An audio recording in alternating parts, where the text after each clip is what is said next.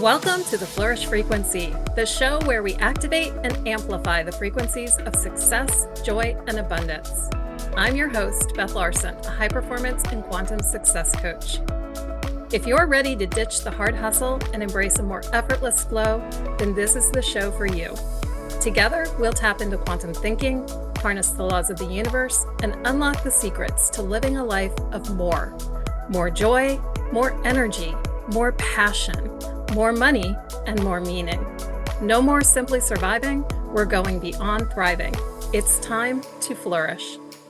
The Flourish Frequency Show starts now.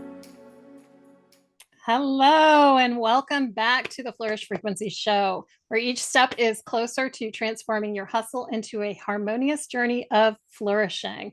So like we said there in the intro, this is a show for women who want more joy, more energy, more passion, more meaning, and yes, more money. And today is the day that we are going to dive deeper into that topic of money. It's not one that I shy away from. I think it is a topic that is desperately needed in this world.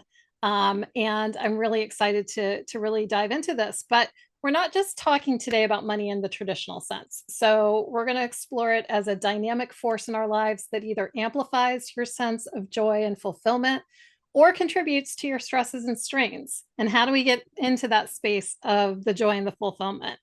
That's all about today's topic, the energetics of abundance. I am a frequency first girl all the way. Frequency first, strategy second.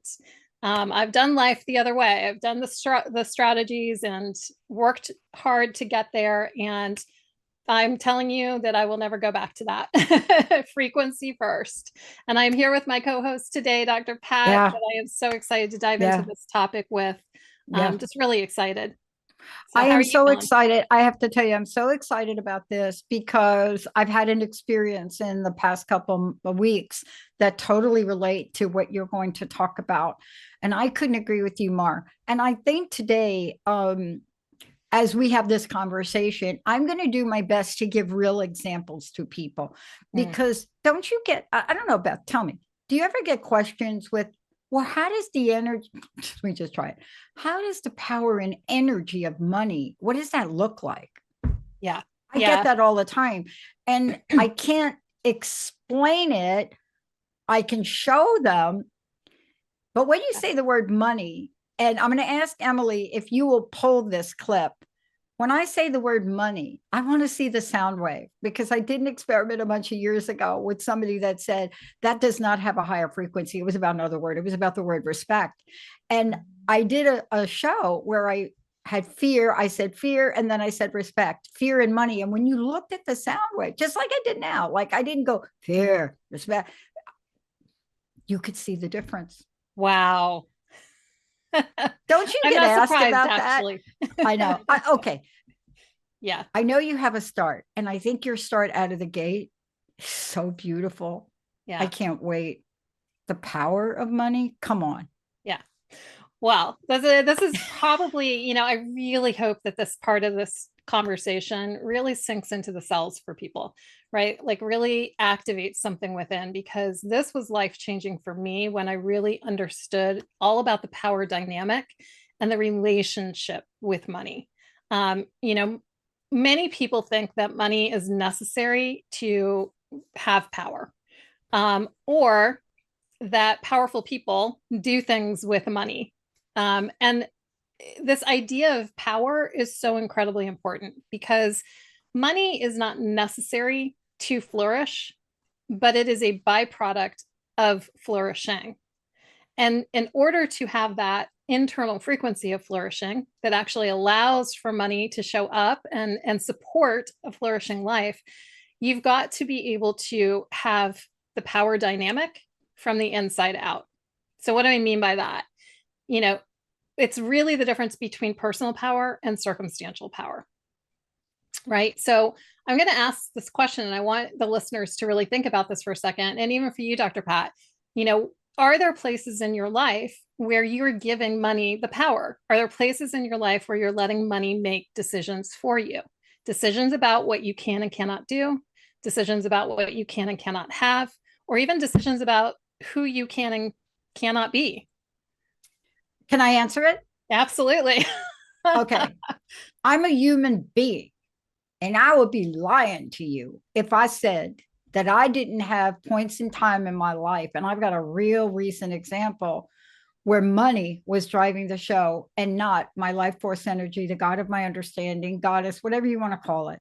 Yeah. That I thought money had a power over me to stop me from doing things, to push me to do things. And I'm telling you, every day I wonder, am I going to keep getting the lessons? I just, do you know what I'm saying? But we're all Yeah. human.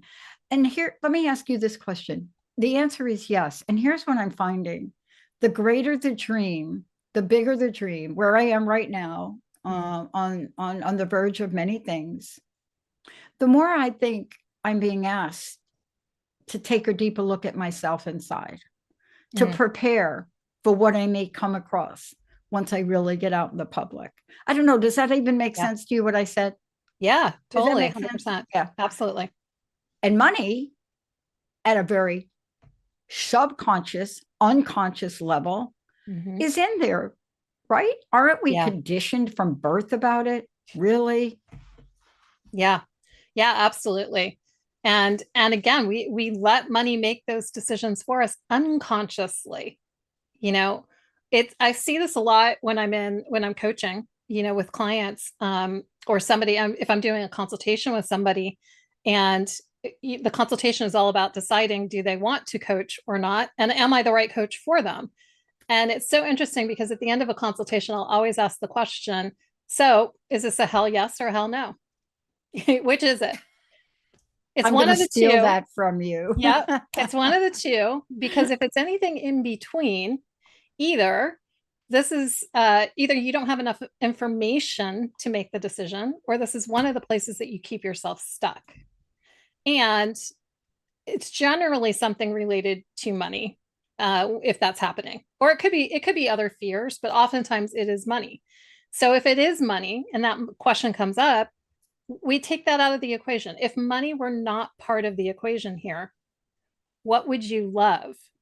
What do you truly desire? Would you love to do this? Then you get to make a decision right here, right now. And that's part of taking your power back with money, is that you are the one who makes the decision, not money. Now, the hardest part of that is if you're looking at your bank account and you don't see the money, right? If it's in the circumstance that the money is not there, how do you make that decision? Yeah. I got to tell you, there are so many I don't know the right word, misunderstandings. It's a good word, especially spiritual ones around money. May Mm, I mention a few just to set the record straight for yes. anybody that's listening that thinks, I have a spiritual belief that says no. So here's what I say when I work with people. Now, my spiritual background is very eclectic. Hmm. Grew up Catholic, Christian, studied with the Hare Krishna people because they took me off the streets, so forth, so on. Yeah. Understood what the philosophies of you. But here's the thing that many people don't know. Every time I'm asked a question, I said, hello, Jesus was rich from birth. Hmm. Did you know it? Yeah. Did you know that the gifts that Joseph, right? If you followed that scripture, if you followed that, if that's Yeah. your spiritual, do you know that he would be classified as a millionaire, if not a billionaire from birth today? And so people look at me like you're wrong. And Yeah. I'm like, I don't know. I'm not a pastor, but trust me, each of us have our own gifts. But why are some of us tied down and stuck and others not? Yeah. Isn't that what you're going to cover today to help us Yeah. discover that part of us that's holding us back from Absolutely. having an amazing life, flourishing? Absolutely. Yeah. Yeah, from flourishing. Yeah. And it's interesting. I titled this from simply surviving to financially thriving. But if you've listened to the show previously, actually thriving is actually not where I want people to be. It's in that place of flourishing, because I think so many of us are going for thriving, but thriving actually tends to come with a lot of hard work and effort along the way. And the flourishing place is the place where you get to let the energy do the heavy lifting, You're still taking plenty of actions. You're still, working, but you're working from a much higher frequency. You're working from a place of inspiration, and you're working from a place where you are plugged back into source, right? Into God, universe, spirit, whatever that is for you. But you're plugged back into source. You're not making things outside of you, your source. Now, this is an important part of this conversation because, again, this is a power dynamic. This is when we make things outside of ourselves, our source of income, our source of joy, our source of happiness, our source of fulfillment, our source of success, our source of accomplishment. When we're making the things outside of us our source, we have disconnected from our true source. There is nothing outside of you that is your source. You are your source, and you are one with source. And when you are connected back into that higher truth, and really plug into that source, then you become resourceful. Yeah. You become resourced, right? And the resources start to present themselves to you. Exactly. They were always there, but you couldn't necessarily see them or hear them. And when I say resources, resources show up in the form of ideas, people, circumstances, opportunities. There are many of these things that were always right there. But when we work from the place of the hard work ethic, trying to figure it all out, or even from the place of no power, where we've given the power away completely, we can't see those things. No. They're not presenting in our awareness. And so it's funny because I get in the spiritual conversation, I often get people, talking about things like magical thinking, or, they'll brush it off. And I'm like, if you only knew the science behind that magical thinking and the spirituality behind that magical thinking, you'd truly understand that there's no magic about it. But you know what? It gets to feel pretty darn magical. Yeah. And see, that's the distinction. I know we're going to talk more about this, but I want to tell you what happened yesterday. Linda and I both went to the grocery store. We have very busy schedules, and Mary Jane Mack just put us on a new protocol, which we were not happy about. But anyway, that's another show. That's a whole nother show. That's a whole nother show. But we always like to get we like to get lottery tickets. I mean, we've been doing it since I've met her, right? Her mom did it. And so we go to the machine, and there's a woman getting lottery tickets for them. I don't know which one, but she's on a machine, and all of a sudden she changes to the next machine. And Linda's observing her, and the woman says, yeah, I went over this machine because I think this machine is more lucky. And so we're getting ready, and I go to her other machine, and Linda's like, no, I'm going to wait for her to get done with that machine. And I said, and so the woman says, yeah, I'm feeling lucky. And this is what I say. I said, you know what? I'm a really lucky person. I said, I've always been lucky. And the woman says, you ready? How much, what was the most you've ever won? And I looked at her and I said, well, okay, I'm really good at the racetrack, but I'm lucky, what you call lucky. Now I know it's not luck. But for people, you're not going to go at the lottery machine. You're not going to get in. I said, you know what? I have been so lucky all my life. There have been so many things that have showed up that people look at and they believe, and I feel so lucky. My life, I'm lucky for I went on for about 30 seconds. I'm lucky for my life. And she just looked at me like I was from another planet. But then here's what she said. You have an amazing attitude. And I said, I'm gratefully lucky. And then, of course, she walked away. And of course, Linda went to her machine and I went to the other machine. But that's what we carry inside. And I think you're going to talk about that. Was I talking to her about money? I could have, but I didn't. Yeah. I didn't. Because when it comes to money, nobody is luckier than Linda's mom was. She can put a penny in a slot machine and win 10 grand. That's not me. Yeah. But I can point her to the right machine. Yeah. But this is what we're talking about. It's hard to get those resources you mentioned. If I'm always thinking I'm never going to get them. Yeah. Yeah. If you carry that belief system, if you carry those stories, if you carry that identity, it's going to be hard. But if you carry the identity of a very lucky person, it gets to be easier. Yeah. Now, you and I have done a show about this. Luck is a Yeah, word we use, but that's not really what I was trying to, that's right, not what I believe. Luck is a word I give for being blessed, for being in favor, for having great intuition, from right. trusting in a power greater than me, trusting in the universe, trusting in things that, I mean, we can go on about that, but Yeah, isn't that too the power of money? yeah, yeah. Well, it's responding. It's responding. Yeah. To the Yeah. belief system, to the frequency that you're putting Mhm. out, Yeah. and in the relationship, you're the master, money is the servant. But But I how got to many tell of you, us, I've lost my power to money. mm, but you can take it back. You can bring that power right back. It's a dynamic. It just needs to shift back, right? Exactly. Yep. Exactly. Yeah. And that starts with decision. That goes back to where I was before with the idea of making decisions.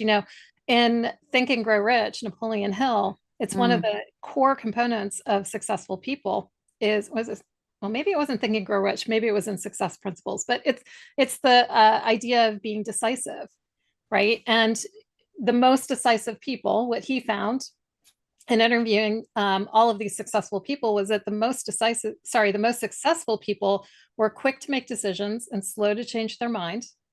And the most unsuccessful were slow to make decisions and were always changing their mind. And that right there just shows you the power of decision, decisiveness. When you make a decision, that's a great use of masculine energy is decision, right? Love this. I Yeah. love So when this. you step into that decision, and the word decision means to cut off, you cut off all the other options of being unsuccessful. So I've decided that this gets to happen. You get to decide without needing the how in place. If you need Yeah. the how in place, again, you're not the one who's making the decision, then you're letting the circumstance make the decision for you. And that one aha is honestly the first thing that began the shift for me personally. Really? Shifted How did that everything. happen for you? Can you talk about that for a minute? Because when Yeah. I hear you talk about it, it's a very powerful and empowering place to be. And, the work that you and I do are mostly for women. I would say 99.9% of what I do are with women. It's not that I don't work with men, it's just that when I look at my Yeah. calendar, women show up first. I don't know Yeah. what that's about. But there's been a dynamic that I've noticed, and I don't know if it's different from women, but it sounds like you, as I have, had to create a shift, had to have an awareness and Yeah. awakening and a shift. And I have to tell you, I learned a lot of this from Linda's mom, Joan, Yeah. not because she flaunted money, Mm-hmm. but because on Thanksgiving, when she set the table, she made sure there was more than enough. You see, it's a different energy, Yeah. more than enough food. When Yeah. she went in for chemo for the nursing staff, the entire staff, she bought a beautiful diamond star for each one of them. Mm. I don't know how to explain this. Maybe you can help out with this. Yeah. Yeah, definitely. My story, and I've shared this a little bit about my background in history. I spent 23 years working in the retail industry, and many of those years I was very happy, but there was a point in time where it shifted into I wasn't happy, but I also wasn't really awake and aware of how unhappy I was. And it was my body that actually made me wake up because I started to really go into burnout, and I was having all kinds of issues like severe brain fog and couldn't remember conversations, and it was impacting my work at that point. And here's everything I worked so hard for was that success, and now that was in jeopardy. And it was that wake up call for me that made me step away and to take care of my health. But it was in the process when I did that I went on this journey of trying to fix what was broken so I could go back and do it better. That was my mindset. But I landed in the world of high performance coaching, not to become a coach at the time, but to fix me. This was my mindset at the point. And it was when I started learning that I started entertaining this idea of, well, could I be a coach? Could I actually do this? Because this is the part of the job I always loved. And this is where it all started to come up, the money story. I didn't realize I had money stories.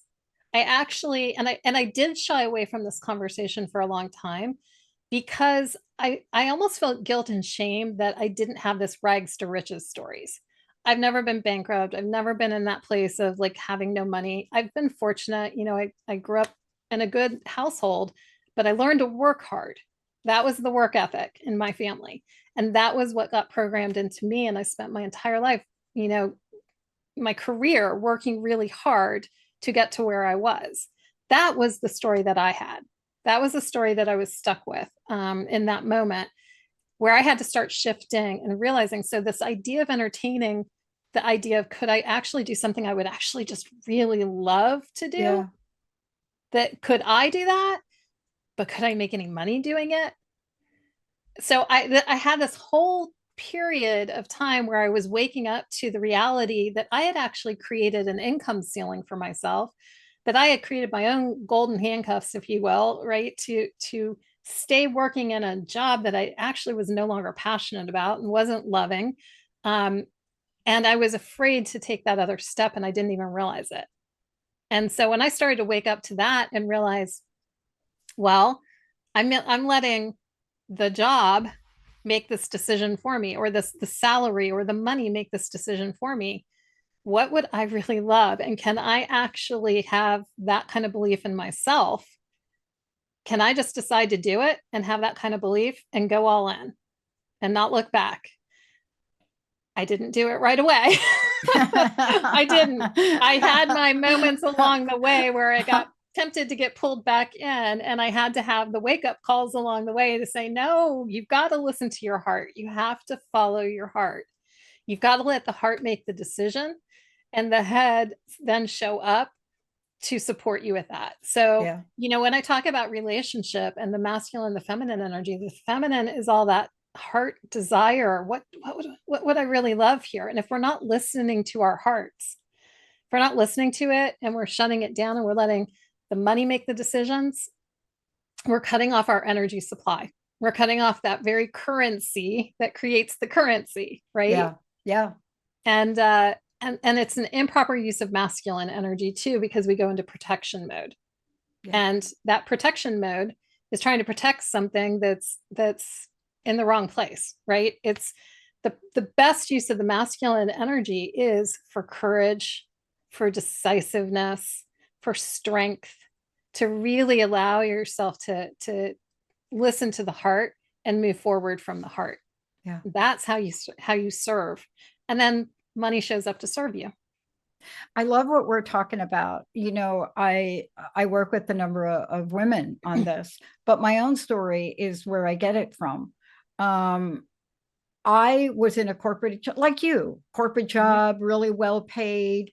Of course, I came from, mine is a rags to riches story. I mean, Jim Fannin gave me that label and I resisted it. I'm like, no, I'm not rich. I mean, honestly, that's another show because I was Yeah. like, no, don't call the talk that, Jim. But Jim said, you're coming to talk here. That's the talk.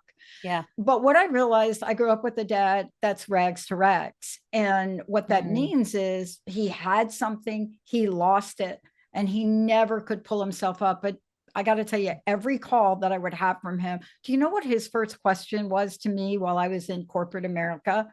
Working my way from a mailroom $61 a week job up to all along the way, every time I called my dad, do you know what his first question was? What? How much are you making? Wow. Every call, Every time. every call. And so while I didn't have the awareness to even think that I was letting that question run my corporate career, taking things I didn't want to. But I have to tell you, I didn't have the courage to leave. And so after 24 and a half years, what happened was I had put out there what I really wanted. I wanted to go back to school. I love learning. Yeah. But I didn't have the courage after 24 and a half years to leave. But what happened is, whatever you want to call it, made me a rebel. I caused a ruckus. Yeah. And they basically said, you should take the downsizing package. You see, because all along the way, I didn't have that balance. I didn't have you to work with to say, Pat, you're good enough. You can get another place. Yeah. But I asked for the right thing. And that's what I'm discovering now about the power or disempowerment we invite in. Exactly. Exactly. And how messed up is it that we both have stories around the rags to riches, but they're like totally opposite stories, but it just goes to show that we all have our own stories. We've all got our own versions of things. And to you can feel guilty about having no money or guilty about having too much. It's like it's messed up. I'm telling you, if you'd have been on the other end of the phone, me talking with Jim Fannin, by the way, if you're wondering, who is a great advisor and coach to me to this day, I'm like, Jim, I don't know about the richest things. He said, like, what do you mean? He's Yeah. like, what do you mean? You don't see yourself as rich? I mean, what do you mean? You're not like, what? I mean, I had to have like a session Yeah. to engulf what that meant. See, riches doesn't always mean money. Right. Right. Well, and abundance is way more than just money. It absolutely is.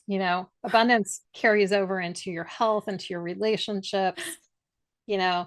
And at the end of the day, abundance is abundance. You're going to have an abundance regardless. The question is, do you have an abundance of lack?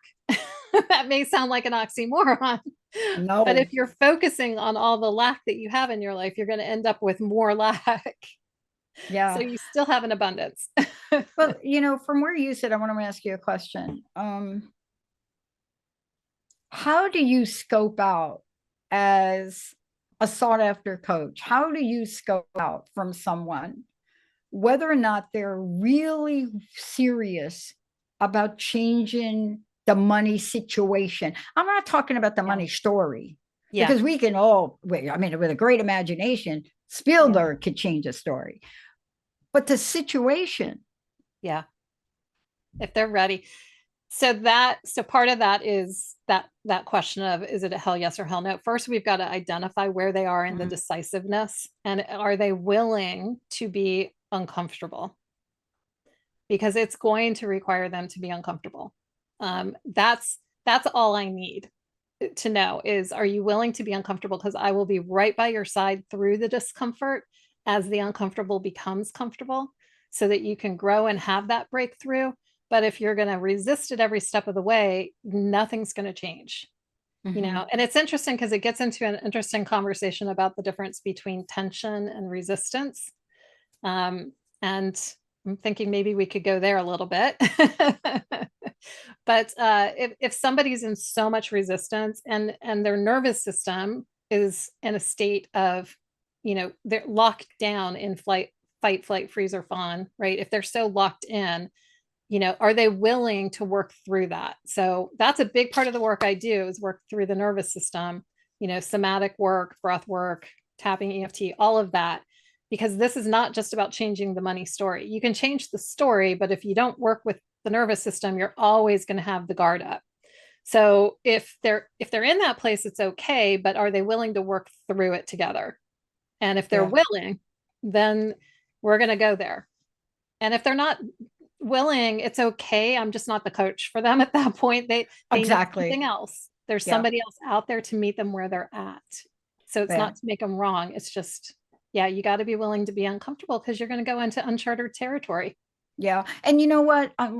After we come back from break, I would love for you to walk us through what a healthy nervous system is, because I don't know that folks really understand that. I'm getting work done by Mary Jane Mack on my nervous system now. Yeah. And I got to tell you, folks, if you're going to enter this realm, certainly not with Beth, but certainly with the work that I do at Mary Jane, you're probably going to have to detox some stuff, right? Yeah. But this is something you do, and I don't want to blow by this. So I want to make sure when we come back from break, how this can rule what's in our bank account and what's not, if I might say it that way. Yep. Definitely. Let's do it. All right. Let's take a short break, everybody. When we come back, more about that. But before we go, people are probably thinking, how am I going to work with Beth? I mean, what am I going to do? Like, how do I get a hold of her? Please tell us. Yes. Come find me over at BethLarsenCoaching.com. That's Beth Larsen with an E, coaching.com. If you go to my Work With Me page, you'll find all the different ways we can work together, including my Wired for Wealth program, which is exactly what we're talking about today, only going way deeper. Yeah. And I want to say to all of you out there, the reason that this is so important, especially the women that are out there listening, believe it or not, something happened at the unconscious level, COVID, post-COVID, something happened. And I know you're feeling it because you're looking at two people here that teach about this stuff, but you may not be able to pinpoint it. But I wonder if what you're doing is the following. You go to the grocery store and you've always bought those organic apples. But on this day, you go to the grocery store and you look at the price and you decide not to. Not because you don't have the funds, but because of what Beth is going to talk about when we come back. Emily, let's take a short break. Yep.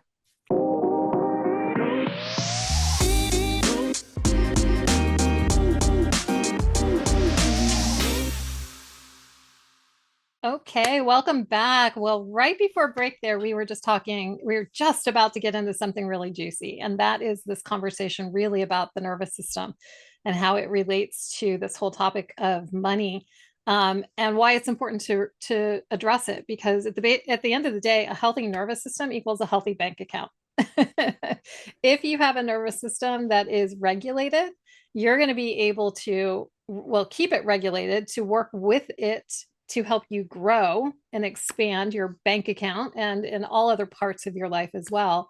But if you've got a nervous system that's dysregulated, and it is in one of those forms of fight, flight, freeze, or fawn, then it's going to be working against you. And if you are not aware of it, you're going to be in reaction mode and not in response mode, or even more so in pre-action mode. I often talk a lot about the difference between reaction and being reactive and proactive and being preactive, because the vast majority of people are in reactive mode. They're always reacting. And again, there's that circumstantial power. If you've given money the power, you're reacting to whatever is in your bank account, right? Or to whatever your circumstances or situation are.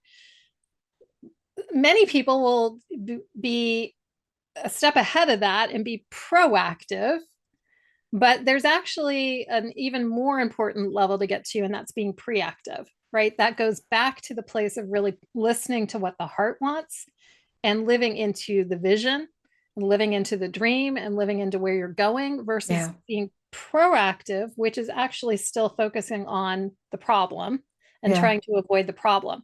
And that gives energy to the problem versus giving energy, that same energy, which could be used and harnessed for the pure creation that you're creating next. Can I mention something?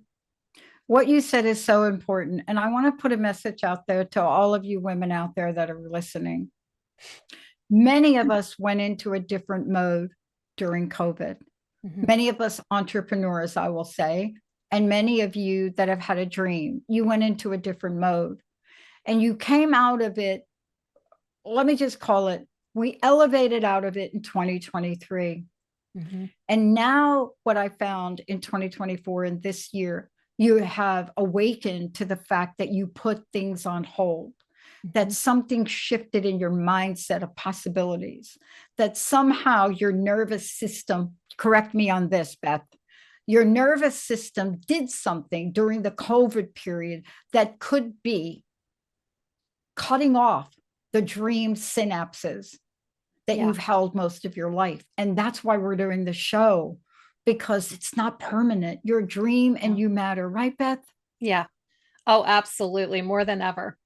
More than ever. And there's so much positive stuff that can come out of a situation like COVID and going through all of that, if you're willing to see it from that perspective, right? If you're looking at it from the perspective of, oh, woe is me and everything, just chicken little, the sky is falling, you're staying in that reaction space. You're staying in a dysregulated nervous system. But if you are actually in the place that can see opportunity in the obstacles, you can see the possibility and the problems, then you actually can work with that nervous system and regulate it to step in with courage and strength and leadership and lead yourself forward into something way bigger than you could even imagine. Didn't you do that though for yourself? I know that we did it. We just during COVID, a couple of great things, but didn't you do that for yourself during that? I mean, I don't know what to call it, pandemic, whatever you want to call it, whatever that period was. Didn't you look at yourself and say, wait a minute, I now can do this, this, this, and this. Yeah. I have to say, I feel so fortunate that I went through my, that crazy time that I described earlier Yeah. a few years prior to it, Good because that news. positioned me to go through the pandemic and really not experience it the way other people experienced it. Because I had experienced my own version of it, years earlier. And so, I also think, again, that happened for me because that also put me in a position to help other people through that situation. Yep. And so, I look back on it. If I wasn't where I was at that time, I don't know how I would have experienced COVID. I I really agree. don't. I I don't agree know with how that you. would have impacted me financially or Yeah. health wise or any of that. Yeah, you and I like had the same experience Yeah. because what did you say about decision? In the middle of that, right? I am in a place where I was told I had to move, but I made a decision. So Yeah. people ask me, why did you get your new knees during the pandemic? That was like, here's what that was like the Yeah. worst time in the world. Everything was shut down. Yeah. I said, wait a minute, wait a minute, wait a minute. I got my knees done because, first of all, I couldn't go into an office. And secondly, have any of you ever gone into a surgery place during a pandemic? Nobody's there. Everybody's super sterilized. Yep. I'm telling you, it was such an amazing experience. Yeah. But we also did something different as a company. You see, we were going to launch everything new. And Mm. then it's like, no, let's upgrade all of our software. Yeah. The perfect opportunities. But you're right about the decision. I mean, I Yeah. made that decision in a moment, Yeah. but I had to make some mid-course corrections. How does all of that Yeah. impact the nervous system? Yeah. Well, one thing about decision is you have to recognize that you're making micro decisions all day long. You're already making decisions about whether or not this is a good decision, right? It's like there's all these little decisions underneath the decision. Yeah. And one thing that's super powerful that has benefited me greatly is to decide that everything is always happening for me. Like that is a decision right there. And that decision alone means that I Wow. have more confidence in every other decision I make because I Mm. don't have to sit there and ask myself, well, is it meant to be? Is it my destiny or anything like that? It's like I get to truly listen to my heart and tune in and decide that if it's in my heart, not my head, but my heart, if it's in my heart, then it's meant to be. And so therefore every decision I make is going to lead me towards that, even if I have to learn a lesson along the way, Mm. because I needed to learn whatever that lesson was so that I could keep moving forward towards that. Yeah. And that has allowed me to make decisions and bring fear along for the ride, right? Not let fear gets to stay in the back seat. It's there in case I'm starting to go off track completely and get into an accident, but it's not there driving in the driver's seat. I'm the one driving in the driver's seat. My higher self is the one that gets to make the decisions, and it can witness the fear. And it can, recognize when I want to pull back. It can feel the contraction in the body. And I can use the tools that I've got, breath work and tapping and havening and every somatic tool. I can use my tools to help me work through that so that I can then actually make that decision from Mm. the heart still and not Mm. let the fear take over and pull me back. Yeah, because fear has an effect on the nervous system as well. And Yeah. we don't know that, but it really does. Yeah. It may or may not have quite the same effect. But what do you say? I mean, everything's frequency. Yeah. It's all frequency. Yep. Yeah. And the interesting thing when you look at like a Dr. Hawkins scale, power versus force, when you Oh, look I at the love it. scale, right, that moves you from the lower frequencies over to the higher frequencies, the defining moment comes when you're in the frequency of courage. Courage Yes. is what takes you from those lower frequencies up into the higher frequencies and starts to really expand. And again, let's think about it. That's that masculine energy that comes in the right place. But if your masculine energy is tightening down to protect you from something, it's you're protecting yourself from something instead of having the courage to actually move through it. Yeah. And that is, that's where the thriving will have you working harder because you're trying to protect yourself. So I'm going to work hard and I'm going to do all the things that seem realistic and reasonable and responsible and all that. But if I really truly want to flourish, then I got to be willing to go into that discomfort and move through it because it will go away. The discomfort goes away. And what it does is it opens you up to all these incredible opportunities that, guess what, make the problems go away. Yeah. I mean, Beth, that's why the serenity prayer is so popular, especially in the circles of recovery. Yeah. I mean, what does it say? And of course, you change the words out to whatever you want, God, Goddess, for life force, but it's God grant me the serenity to accept the things I cannot change. What do you think the next word is? Courage. Courage. Yep. Courage to change the things I can, and the Yes. wisdom to know the difference. You Yeah. see, it does take courage to change the things I can. And Yeah. you and I are not talking about a nervous system rewiring that is courage to change the major things, Yeah. the uber. No, some days, especially for me, where I was around 1992, the courage to change the fact that I wasn't getting out of bed Yeah. at all. Yeah. I had to have the courage to change that and get out of bed, even if it was from the bed to the TV. Yeah. Yeah. That's true. And the courage to actually believe in yourself. Oh my God. Yeah. That's a big one, right? The courage to trust and have faith in yourself and in something bigger than you. That's courage, Yeah. right? It requires it to be able to move forward. But yeah, it's the small little pieces of courage that start to open up the doors to the bigger stuff. Yeah. That's the lesson I'm getting now. I've Yeah. gotten a lot of lessons in my life, and I don't like to call them lessons, but for the audience, I need to give them some frame of reference. But the one I'm getting now, it's, let's call it a realization. The realization I'm getting now is what you just said. Yeah. It's believe in oneself, Yeah. believe that this is not an imposter's journey. You don't be given the gift of creating a network like this because you're what? Yeah. You're still in the gutter in New York City? No, Yeah. but I can't do it alone. And that's where Yeah. your coaching comes in. I mean, the journeys that we're talking about, it doesn't matter. Call them hero journey, courage journey, spiritual journey. Yeah. I honor the people that can do it alone. I honor the people that don't need coaches. Yeah. I'm not one of them. Yeah. And I'm going to encourage all of you out there that if you're hearing something today about this, I invite you not to do it alone. I'm not saying you can't, but how quickly do you want to move ahead? Yeah. Exactly. You can fast track it all when you've got somebody who can help you see what you're not seeing. And then again, be that person that can stand by you through the discomfort.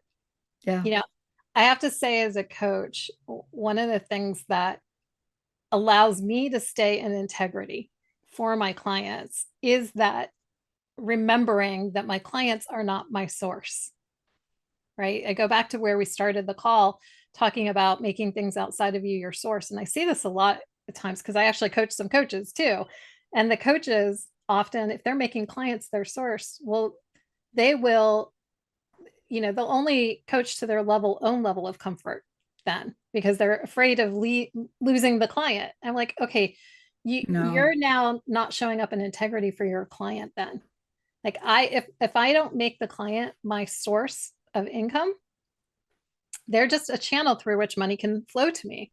Then I can show up powerfully for that client. I can show up and stand by them powerfully because I'm not afraid to lose them. That's it. Right. And that's in service of them. Yeah. Not because I don't care about them, but because I do care about them, because I Yeah. love them, because I want to see them change the way they're showing up so that their circumstances change because they've taken the power back inside. And that, again, for me, that just allows me to show up in integrity to remember that I'm my source Yeah. and they are their source. And that leads me to a question for you because Mhm. I would love to know when you are working with people, how can someone who maybe has spent a lifetime, maybe not a lifetime, but any time, letting money make the decisions, run the show, wire their nervous system, right? Hold them back, pull them back, make them stuck, whatever you want to call it. How do they Yeah. shift this? What can you share with us now? Because you've done Yeah. it and I do it on a regular basis, but what can we share today? Yeah. Well, I mentioned a little bit of this previously. Like there's really, for me, it is a two-prong approach. And I see so many people who are only working on one side of it. So there is the mindset side of things. There is the stories that we tell each other and the identity shifting and all of that. And then there's the nervous system side of it. One without the other, for me, in my experience, is only halfway. Because if you're working to rewire your stories and your mindset and all of that and shifting perspective, but you're not working on the nervous system, you're going to keep creating from a place that's contracted, right? But on the other side of things, if you're only working on the nervous system and you're not changing the underlying stories and the underlying belief systems, you'll just keep creating that stuckness in the nervous system that you have to keep letting go of. So for me, it's very much both pieces of that and really understanding, each individual client, where are they at in that process. So I don't do one or the other. I do both, Yeah. 100% in my coaching. And for me, I've said this before on shows, breath work for me is my favorite tool because it can go so deep. I do a lot of transformational breathwork journeys, which goes deep and deep into the nervous system. That's like an hour-long journey. And when we do that, we are doing both the nervous system and the brain. So, excuse me, when you get into a state of theta with the brain, you can get in and do some rewiring through some subconscious reprogramming, Yeah. some hypnosis. And at the same time, you're moving with the breath through a lot of the stuck emotional energy in the body. So that's why that's one of my favorite tools to do. But then there's also using the breath on a regular basis, like just throughout the day. The more you use it, if you're starting to feel contracted, if you're feeling stressed and you just start doing some deep breathing or box breathing or 4-7-8 breath, then that will actually help you come back into regulation and you can come back into that place where you can be responsible, meaning being able to respond instead of just reacting. So again, the breath for me is the number one tool. And I think for a reason, we were given it at birth as a tool, and we just weren't taught how to use it. It is a tool that is with us at all times. It is a tool that is completely free, Yeah. right? And I don't think that was by accident that we were given that. And when you breathe in, you inspire, you breathe in spirit, right? You breathe in that source energy again. So you get to work from inspiration and not from desperation or perspiration. So, Yeah. And I want to just ask you about this because all of this is part of how to do the rewiring. mm, And, if you study athletes, watch what their breath is. You don't see them huffing and puffing. They slow their breathing down. yeah, Michael Jordan was famous for this. And a lot of times you see him with his tongue out. I mean, this yeah. is an interesting thing, but it's also part of releasing. What do you do to help people release and then bring in a new something? What do you use for that? Bring it when you say bring in a new something, you mean bring in Yes, a lot of times we're releasing. yeah, I have a friend that he's what did he tell me the other day? He said, oh, I hit the delete button 103 times. Well, he means in his mind, yeah, right? And then I said, well, after you deleted it, what did you fill it with? And his yeah, answer to me was nothing. I don't have yeah. to. And I Okay, found so that interesting. this is bringing me to my favorite analogy or metaphor, I should say. It's the hot air balloon. If you think of yourself as a hot air balloon, there are three components for that balloon to rise, right? Do you know what they are? Heat, air, and you got to let go of the sandbags that are holding it down. right? So those three things. I forgot the third. Yeah, those three components, that hot air balloon is going to rise. So if you think of yourself like a hot air balloon, the sandbags represent the heaviness, the things that are holding you back. And you do just release those. You don't have to spend all this time and energy trying to fix them. You just let them go. If you spend time and energy trying to fix them, guess what? That those sandbags break open and they become quicksand. And the harder you try and get out, the deeper you go. Okay. So that's one piece of it. But once those sandbags are clear, then the heat and the air is what allow you to rise. The heat is the passion, it's the burning desire. It comes back to the heart. What would I love? And being able to work from that and then using the breath to breathe in spirit. That's the hot and the air. And you will naturally start to rise back up. So, what is your why? Why do you want this? Is it ego? That's not a burning desire, right? That's the desire outside of you that you're trying to appease. That's circumstantial power at its best, trying to light a fire under you. You got to light that fire from within. That's what's going to make the hot air balloon rise. So we got to really look and see, what's your burning desire? Why do you want this? And once we start to tap into that, and we keep just releasing the sandbags, because if you're trying to rise and you got sandbags holding you down, you're going to burn out your engine, right? Yeah. But if you let them go and you breathe back into your burning desire and you take action from the place of inspiration, now you're going to start to naturally rise up. And that literally is the frequency that you're feeling. That is the flourish frequency. Yeah. And that's what he said to me. We have a closing message for all of you today, but I was asked the other day, I'm getting ready to enter a big tournament.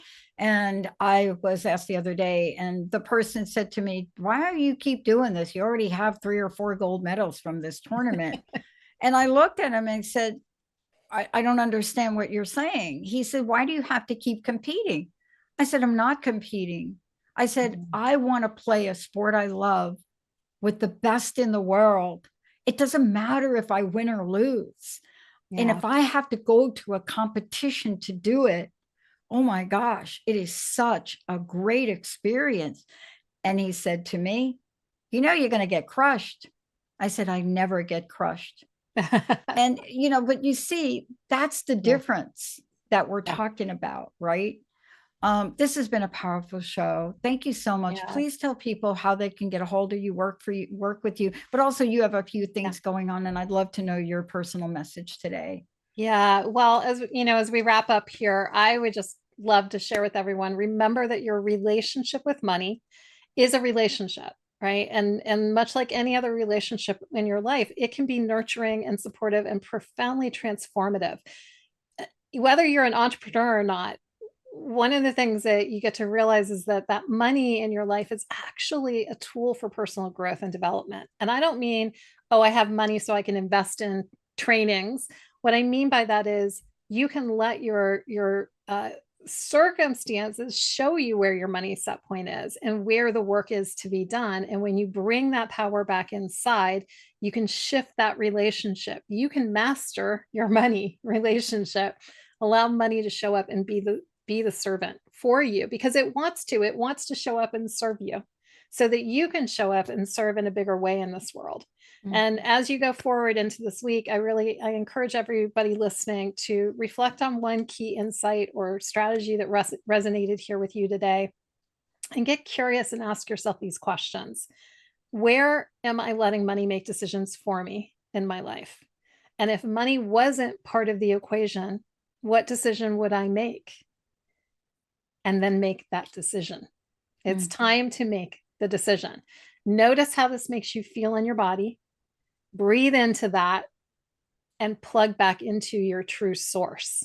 And if you would like more help and support with this, come visit me over at BethLarsenCoaching.com, Larsen with an E. On my About Me page, you're going to see I've got all different kinds of ways that we work through these very things. I do offer one-on-one coaching. I have a Flourish Alchemy membership program. I do somatic magic, which is my monthly breathwork journeys. And I have Wired for Wealth, which is really where we dive deep into everything we're talking about today and deeper. So thank you for tuning in and sharing this space with us today. And if today's episode inspired you, please share it with someone who might also benefit. And join us next time for the Flourish Frequency, where we can continue to transform hard work into heart work and hustle into harmony.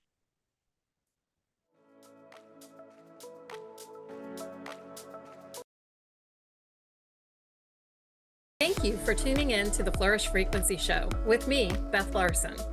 I hope you've enjoyed this episode and are leaving with a heart full of inspiration and a mind buzzing with the possibilities of more. Tune in every third Thursday at 11 a.m. Pacific on Transformation Talk Radio for more frequency boosting conversations.